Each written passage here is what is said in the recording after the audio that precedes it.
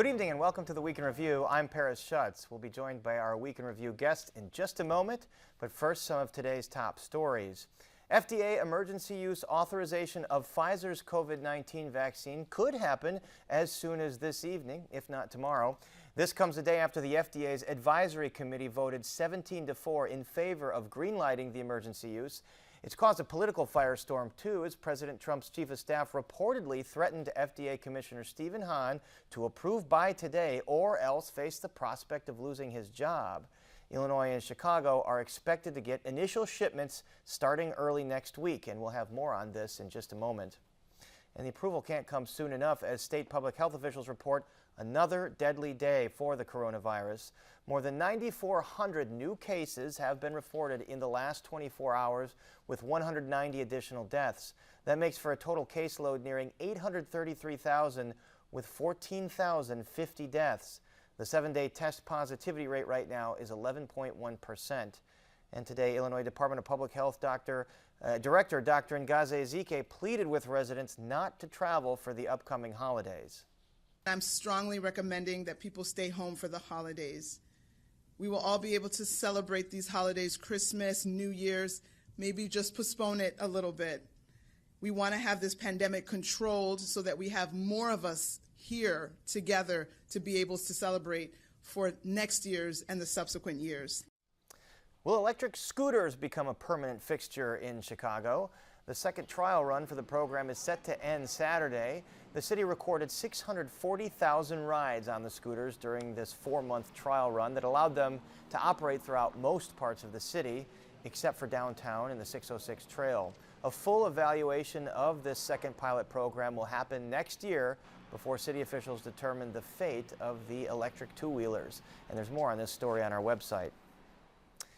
And now let's get to it. Joining us are Greg Bishop of the Center Square, Michael Puente of WBEZ, Sarah Schulte of ABC 7 News, and Laura Washington of the Chicago Sun-Times. Sarah Schulte, we're waiting for this news from the FDA. It could happen tonight. It could happen tomorrow, where they grant the emergency use authorization of Pfizer's COVID-19 drug. We know that Chicago's going to get 23,000 batches in this initial dose. It should come early next week. Who will it go to? Well, it's going to go to hospitals. They're all good. It's their number one on the list. It's going to go to all the hospitals, big and small, the big university hospitals. What they're telling me is they're thinking maybe Monday, maybe the very earliest, they're going to be able to begin inoculations, although they think it's probably not going to happen until about Tuesday or Wednesday. But I'll tell you, all of these hospitals, this is an incredible amount of planning that has to go into this, especially some of these big university hospitals who have thousands of employees, and the small hospitals too. I mean, you know, this is a huge undertaking to vaccinate their staff. And for all these hospitals, it's not mandatory that workers have to get inoculated, although they've all put out surveys, and depending on what hospital it is, it's been about 70-80% of workers who say they definitely want the vaccine. Sarah, obviously a fraction, though, of medical workers, represented by this 23,000 batch. Is there like a lottery for who actually gets this? And then when do the future batches come? So what they're doing is they're following the Chicago Department of Health guidelines, and CDPH is following CDC guidelines. And so they're doing it by tiers, and it's going to be a 5-tier process with the employees in every single hospital. The first tier usually probably being the people who are mostly directly exposed to COVID patients, probably people in the emergency room. So that's how they're gonna end up doing it. I know Rush University, who we spoke with today, they are not only doing it in tiers, but then they have to divide it up in groups, because if there is side effects to this vaccine, they don't want their entire emergency room getting vaccinated on the same day. So they're kind of splitting that up. So it's, again, it's a really big undertaking for all these hospitals. It is, and it's going to be like this for several months, and it can't come soon enough. Michael Puente, we should mention, you're the bureau chief of Northwest Indiana. We see we're in the deadliest stretch of COVID-19 right now, and it's going to be bad according to CDC officials for the next 60 to 90 days. Do you think that people grasp the magnitude of what's happening right now? When you see in Illinois 190 deaths today, 200 deaths some days, what's the view in Indiana? Well, Paris, yes and no. People, at least on this side of the state line, grasp the seriousness of it. But at the same time, Indiana, as Indiana Governor Eric Holcomb said earlier this week, that Indiana is on fire with so many COVID-19 cases, positive cases, just 7,300 today and 71 new deaths. But at the same time, they're trying to restrict big, large gatherings. But if you come across the state line, I know Chicago, a lot of things are shut down. You can go sit at a restaurant right now. And a lot of the restaurants in Northwest Indiana, especially in the bigger retail areas like Maryville, Hobart, Cherville, they're filled to capacity. And a lot of those folks are from Illinois. They're coming across the state line to eat and dine. I know people want to get out and everything, but you gotta take into consideration that right now, Indiana, Northwest Indiana is one of the hotspots around the entire state. And right now there is only 18% ICU beds in all of Northwest Indiana. So that comes to about maybe 40 ICU beds in a 5-county area. So it's getting bad. And that's already after a lot of the local hospitals have expanded their ICU units. And certainly a different world when you go to Indiana or even Wisconsin with folks in restaurants not wearing masks. I noticed that last night in Wisconsin when I was coming home. Greg Bishop, what is the ICU situation across the state of Illinois right now? The hospitalizations are actually down a little bit. There is a dip, and the governor has acknowledged that in the past few days. And of course, it's a hopeful dip. And the governor remains cautiously optimistic, encouraging people to follow the guidelines that they've been urging the public to follow for months. Wear the mask, wash the hands, watch the distance, avoid large gatherings. But we have seen a little bit of a dip in the hospitalizations, but we're still seeing about 20%. That seems to be where the threshold is for ventilators and also for ICU beds. But if the trends continue, we could see that level off as we saw from the spring into the summer. So there's some hopeful signs there if we can just get through a stretch. Although officials still are worried about a possible Thanksgiving bump, but maybe we would have seen it at this point. Laura Washington, WBEZ, put out a report this week that some of the community hospitals, especially serving the black and brown communities in Chicago, when they were overflowing, there were still a lot of empty beds at some of the big hospitals in the city. What do you make of these disparities still with the healthcare system? Well, as you say, still, these disparities have been around for decades, and for many people, they may be a revelation, but they're real. And these hospitals, these community-based hospitals, have always been under siege in terms of resources, in terms of staffing. And so you're seeing an example of that. They just don't have the access to the resources. They don't have the access to the power that they need. And of course, it's a double whammy, if not a triple whammy, because you're talking about hospitals that are serving the communities that have been most affected by this virus. The other issue that, there's a lot of good news in what Sarah reports about the vaccine, but of course we also know that in the communities of color, those are the places where there's a lot of doubt, a lot of concern, a lot of mistrust in that vaccine. So the state have already talked about a lot of work they're going to do around educating folks around this, but we've got a long way to go to get people even to the point where they're willing to step forward for the vaccine. I know a lot of community groups are engaged in outreach efforts on that front. Let's hear from Mayor Lightfoot this week. As we know, Alderman Tom Tunney has got himself in a bit of a sticky situation with his restaurant, and say they're flouting the state's COVID restrictions. Here's what Lightfoot had to say about it. Obviously, I'm deeply disappointed. I've known Tom Tunney for 25 plus years. I consider him a friend, and he understands what he did was absolutely wrong. Sarah Schulte, why do public officials keep flouting the rules that they've favored? In this case, Tom Tunney, who owns and say they're on Belmont in Lakeview. What do you make of it? Well, first of all, it's inexcusable.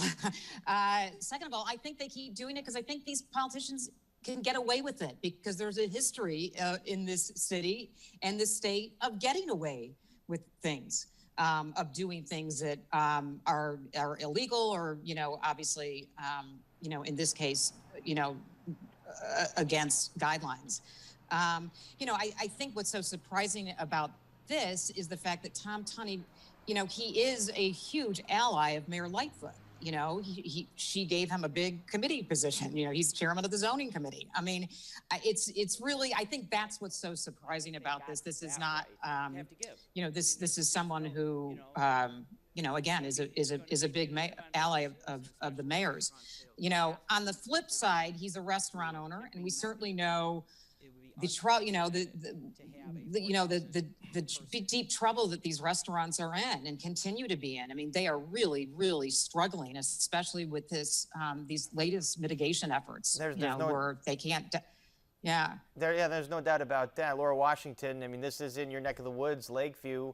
Do you think there's going to be legal recourse? Not legal recourse, but he faces a $10,000 fine here. Do you think he's going to have to pay that? Well, the mayor has made it very clear that she nor her bureaucracy are going to make exceptions for anyone, particularly someone like him, who's in a position where he should have known better. He's a lawmaker. He's about making the laws, not breaking the laws. But I think Sarah's right. I think that many times elected officials think that the laws don't apply to them. Tunney's defense was that he wanted to serve the public, that he wanted to be able to take care of his customers. Every restaurant owner in the state is saying the same thing and feeling the same thing. So he's not making excuses, and he certainly has no excuse. So I could see the city wanting to make an example of him, because that there are probably dozens of other restaurants around the city and the states that are doing the same thing. They just aren't getting caught because the owner's name is not Tom Tunney. And certainly, and he was caught, and it showed up on a blog that this was happening. On the other side of the aisle, downstate GOP rep Brad Holbrook is unapologetic for having a maskless holiday party. Here's what Governor Pritzker had to say. Shame on him. Shame on him for having people in a room packed together, not wearing a mask. He knows better. He should know better. If he doesn't, maybe he shouldn't be in the General Assembly. Greg Bishop, is part of this, because there's also a representative, the other guy that's been super critical of Governor Pritzker, Darren Bailey, he was at that party. I mean, is part of this just kind of thumbing the nose at Governor Pritzker and these shutdown orders? There's a lot of frustration downstate. A lot of small businesses are struggling. They can't pay their employees. They've had to lay people off. They're making, less than a third of what they brought in at the beginning of the year. We've seen stats even from the Bill and Melinda Gates Foundation that businesses, more than a third, are no longer operating since January. So there's a lot of frustration. I think Representative Halbrook and Representative Bailey, they're tapping into that frustration with this public gathering they had. And I think that's a clear difference between what happened in Chicago with the aldermen and with Representative Halbrook. Halbrook was promoting this event as a public event, a ticketed event, an event for people to get together to celebrate Christmas and victories, the representative told me. So he's taking a different approach. And he also said that it's, he quote, shameful that people think that he was caught when he was actually out in the open with it. Certainly, yeah. And the governor said there was a difference. He said that Alderman Tunney admitted he was caught. Michael Puente, you mentioned that the restaurants are open in Indiana. Do you see this debate about masks rage there as it does in some parts of Illinois? Oh, absolutely. In fact, today I was just talking to somebody earlier today. I got a haircut, and even the hairstylist was saying that they routinely get customers in who do not want to wear their mask, and they get into arguments about it. And there are a lot of places here where people just will not wear their mask. I was just, I'm doing some reporting on transit coming up next week, and on the trains, there are a number of passengers who are not wearing their mask or not wearing them right. And, that leads to spread. I don't know if it's people just not taking it seriously or just, again, thumbing their nose at government and saying, well, personal freedoms and, my personal freedom comes first. Greg Bishop, so Paris, go ahead, Paris, I think that part of it, it's very political. I mean, people are trying to make political statements, and it starts at the top with the White House and the President Trump and the way he's handled this. But I think that people are also very dubious. They believe this, and many people believe it's either a hoax or it's not as real or it's not as prevalent. I'm talking about the virus as it's being made out to be. And they feel that it's their right to make their own self-determining decision about their health. The problem is that they're exposing other people, and there seems to be a disconnect and a lack of sensitivity to that. And this has been going on 9, 10 months, and you hear reports of COVID fatigue maybe. Greg Bishop, let's talk about some cold, hard politics. The Legislative Black Caucus says they will support Madigan for Speaker of the House again. They've long been a pretty stalwart ally of the Speaker. Why are they still so firmly in his corner? Well, it firmly is, I think, an appropriate way to characterize it. There is one that still stands by his previous statement back in October. Representative Maurice West from Rockford announced that he was looking for another candidate. But yeah, the majority, the rest of the Legislative Black Caucus supporting the Speaker. Over last weekend, they had a Speaker's Forum where they heard from Speaker Michael Madigan and also State Representative Stephanie Kifowit, who's thrown her hat into the ring to challenge Madigan. And from what I'm hearing from members of the Black Caucus is Madigan had the plan. He had the plan to bring in more revenue to be able to fund the necessary services that they hold dear for their constituents. And Stephanie Kifowit just was not as committal. So that could make it for an interesting dynamic whenever they do come back to Springfield. That's going to be the second week of January, whenever the first vote of the new General Assembly is going to be who is Speaker of the House.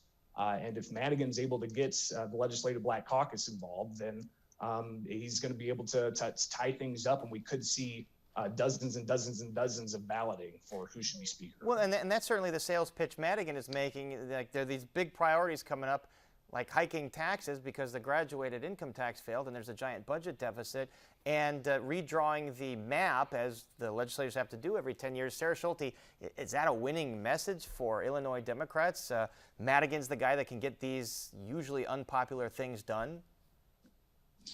Well, I mean, Madigan is so not popular. I mean, I don't think so. I mean, but then again, I mean, look, if everyone starts going right behind him, and he's got the Black Caucus, and everybody starts marching right behind him, then maybe so. I mean, this is not a surprise. I mean, I know that there's a lot of these people that have come out and said they're not going to vote for Michael Madigan as Speaker, but this is Michael Madigan, and everyone seems to be starting to fall in line. If this is his pitch. And think about the years that Madigan's been in office. I mean, Illinois is about 202 years old. Madigan's been in office for about 50 of that.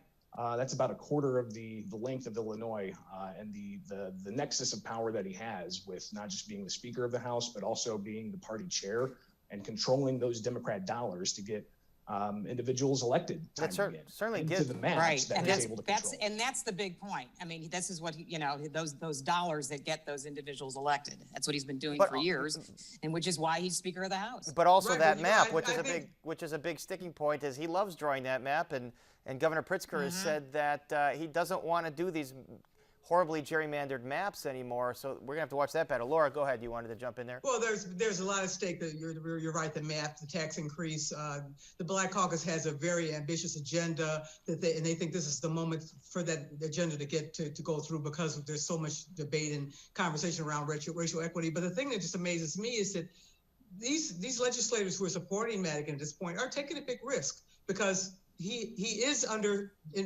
investigation and is seriously under investigation. He's been implicated in a 10-year-long bribery scheme that ComEd has admitted to, $1.3 million to Madigan Associates and Jobs and Contracts. And there's a hearing in Springfield Monday of the Special Investigating Committee. And this is after 100 emails were dropped by the committee through ComEd. That lawmakers, they want to get to the bottom of, and who knows what the outcome's going to be. And there are four of his associates who've already been indicted and very likely at some point might be willing to flip. So they may be left with a very bad bag on their hands if they support Mike Madigan and he gets indicted sometime between now and the middle of January or even not too far after that. All right, in a very similar scenario nationally, you have downstate Republican Congressman Darren LaHood and Mike Bost, who signed on to that Texas Attorney General lawsuit to try and overturn the results of the election in the Supreme Court. Michael Puente, as we know, right before we went on air, the Supreme Court summarily rejected hearing that, saying none of those parties had standing. Do you think that representatives like the two Illinois representatives and the 100 plus that signed on to this are gonna maybe pay a political price for that? not in their district. I mean, there's a number of Indiana representatives that also signed on there. And these are very red districts where they're at. And so they have that support. They don't want to look like they're running afoul of President Trump, whether he's in office or not. There's that movement, and any movement away from that, any sign that their support for President Trump and his agenda is cracking, that puts them at peril. So no, I don't. There may not be any kind of political retribution immediately against them. At the same time, too, if you look at one of LaHood's colleagues, Rodney Davis, he's had two very contentious battles as a U.S. Republican House of Representative member, and he has not taken that hard of a line as LaHood has. And I think that could be a realization of the political reality in his district, which even though he won this past one, the one before, it was a very, very close race. Right, and then there's also GOP Representative Adam Kinzinger, a little south and west of Chicago, who's taking the opposite tack, really condemning some of these moves to overturn the election.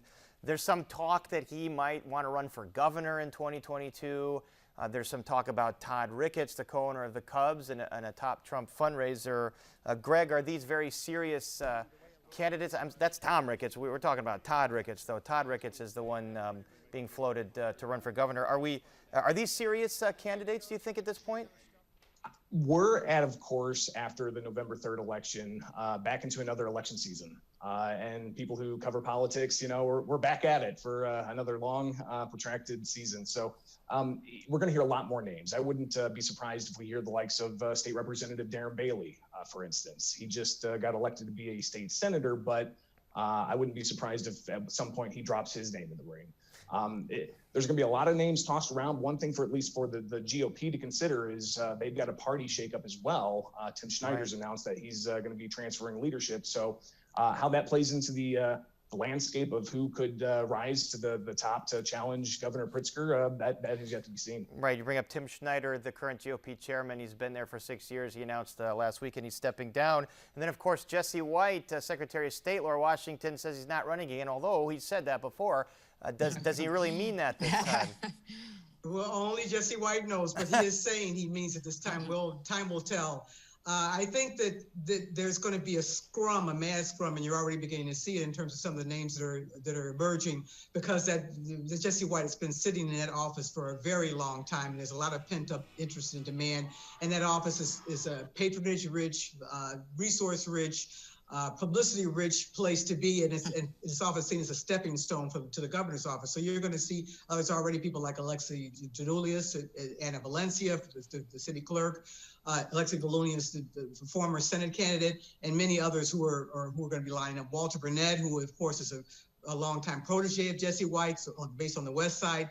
There's going to be someone representing every demographic stripe and political point of view running for that office. It's hard to imagine that we just finished an election. We're already jockeying for 2022. Sarah Schulte, it seems like Rahm Emanuel was jockeying to get into the Biden administration, but all signs point to he's not going to be transportation secretary or a trade representative as the rumors had it. Do you think his chances of getting a spot in that administration are pretty much gone? Well, I think as a cabinet position, I think they're gone. I mean, I think, Joe Biden is going about this extremely carefully on who he chooses here. And, there's just too much toxicity around Rahm Emanuel. I mean, when he was mayor, there's, between closing 50 schools and the Laquan McDonald case, that's just probably just way too much controversy that's surrounding Rahm Emanuel. And, that's not Joe Biden's style right now. He ran a very, very careful election. He's running a very, very careful transition. And I don't think that picking Rahm Emanuel, would really serve him right now. Now, I don't know. Rahm may be, he may pick Rahm in some type of other role, some type of behind-the-scenes role, but certainly not a high-profile cabinet position. Well, so it seems, and Rahm has already done those roles. Michael Puente, I mean, the heat came from the progressives and the far left on Rahm. Do you think that criticism of Emanuel's tenure was fair? Yeah, I believe so. I mean, we all know that Rahm Emanuel is still just a lightning rod during his tenure as mayor of Chicago. And that Department of Transportation is going to be a very busy and high-profile cabinet post when it gets in there, since all these transit agencies around the country, and including here in Chicago, you know, they're needing more money. They're trying to figure out how they're going to continue service, you know, beyond the first quarter of the new year. So that's going to be that you're going to have somebody in there who is focusing squarely on that, not trying to repair their past damaged political reputation. Certainly that post is going to be of heightened importance. As you know, the Chicago transit agencies say they'll be flush out of money by March or April of next year. All right, we're out of time right now. So our thanks to Greg Bishop, Michael Puente, Sarah Schulte, and Laura Washington. And that is our show for this Friday night. Don't forget you can get Chicago Tonight and the Week in Review streamed on Facebook, YouTube, and our website, WTTW.com/news. And be sure to join us this weekend for a special Chicago Tonight Voices crossover event on the relationship between the city's Black and Latino communities. It all starts tomorrow night at 6 on Chicago Tonight Latino Voices, and then we continue the conversation Sunday at 6 on Chicago Tonight Black Voices. And then we're back every night, 7 o'clock next week. And we'll hear from the essential workers who've been relying on transit throughout the pandemic. And we'll meet a man that has a gas-powered paintbrush. Meet a man who's been making art with chainsaw for 40 years. And now for the Week in Review, I'm Paris Schutz. Thank you so much for watching. Stay healthy, stay safe, have a great weekend.